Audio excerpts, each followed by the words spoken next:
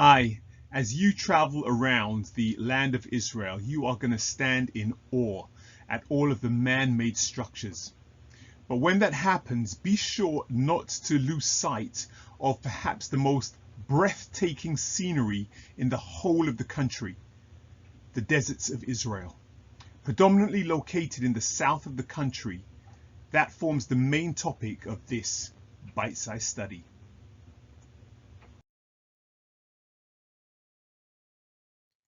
Welcome to Bite-Sized Studies. Short studies to help you read, practice and teach scripture, and all of this in less than 10 minutes. Don't forget to press subscribe and like if you enjoy this content.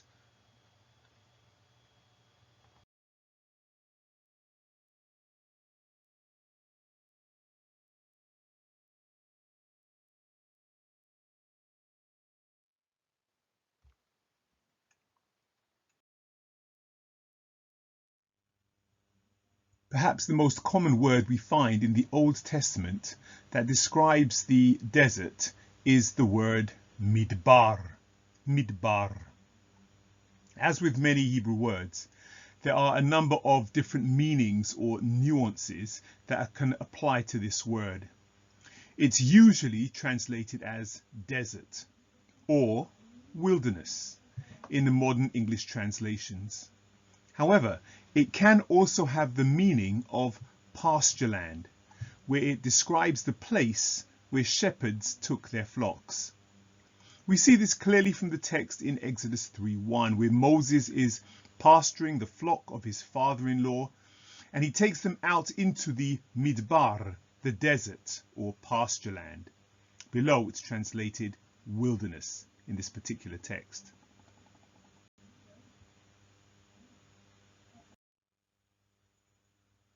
In English, these two words, desert and pasture land, seem like two unrelated concepts, because when we typically think of pasture lands, we think of something kind of like this: a lush green pasture where the sheep can graze in peace. In Israel, however, I would venture that both ancient and modern, the wilderness is the place where the shepherd takes his sheep, and it's his job to know how to find pasture lands like this, places where his sheep can feed.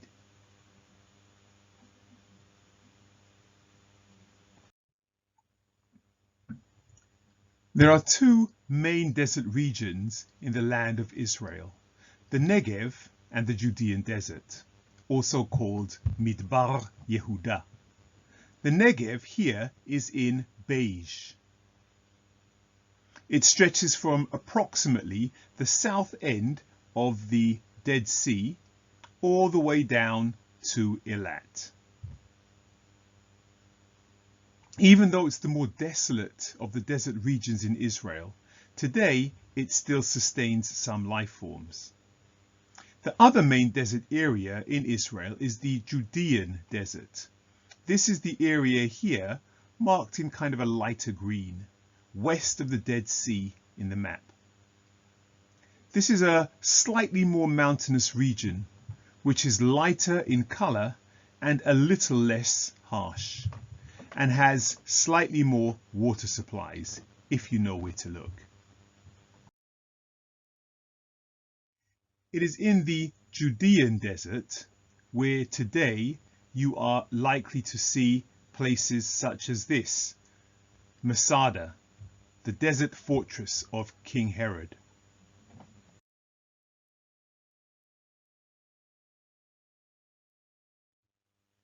You'll also find the caves of Qumran, where the Dead Sea Scrolls were found. As you read through the Bible, Israel's deserts stage a number of significant events. We know from Genesis 13:1, for example, that Abraham spent some time in the Negev when he returned from Egypt. Furthermore, we read of God meeting Hagar in the desert in Genesis 21:7, after she was driven out of Abraham's household by Sarah. Perhaps the most famous account, however, concerns the Judean desert, where David fled to hide from King Saul in 1 Samuel. The multitude of caves and mountainous terrain made it the perfect place to hide, because David would have spent some time shepherding in the Judean desert. He would have been familiar with the water supplies, wadis, and watering holes.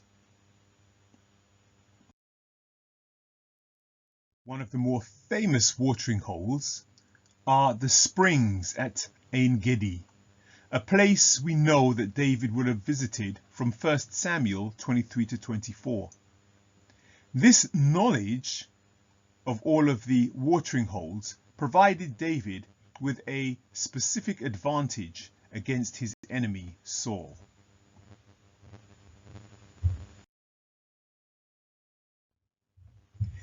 In the New Testament also, we read of Jesus going out into the desert while practicing the spiritual discipline of fasting for 40 days and 40 nights. It was there that he was tested by Satan and where angels ministered to him after his ordeal. Today, the location of Jesus' temptation is marked by a remarkable Greek Orthodox monastery that seems to cling to the mountainside. I'll be talking more about this in another bite-sized study, so don't forget to subscribe and like.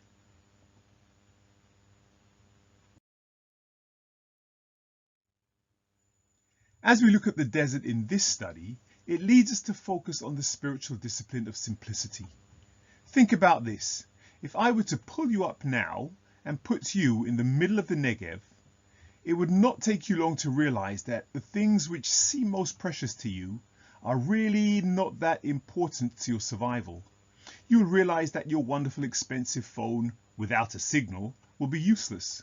All that money in your wallet would not serve to feed you, and knowing there were thousands in your bank account would not help you. It's only when you spend time in the desert that you realize the most important resource you have is God. And you would soon realize just how much you need him. Unfortunately, many of us do not realize that this fact remains true even when we are not in the desert. God remains the most important resource in our lives, even with all of the clutter we have surrounded ourselves with. Most of our possessions often take up our time and energy in order to manage them. Our cars need maintenance. Our fancy clothes need dry cleaning and ironing. Our large houses need cleaning. And of course, our large television sets need to be watched.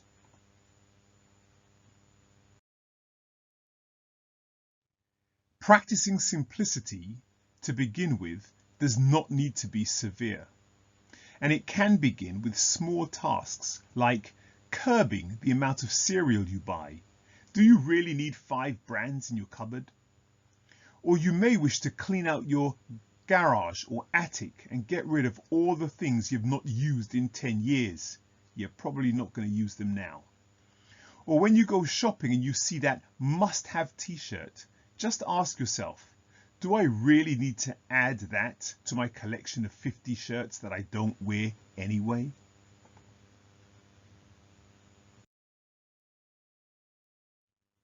When you begin practicing simplicity, there are 2 major benefits that you'll enjoy, or we will enjoy.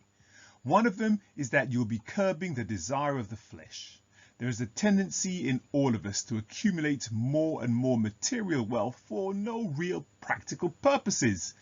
This desire left unchecked feeds into our selfish nature, something that we need to be warring and fighting against.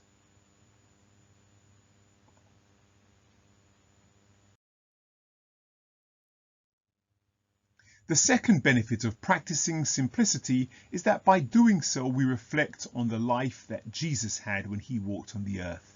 He did not accumulate masses of treasures and possessions on earth, but led a simple life.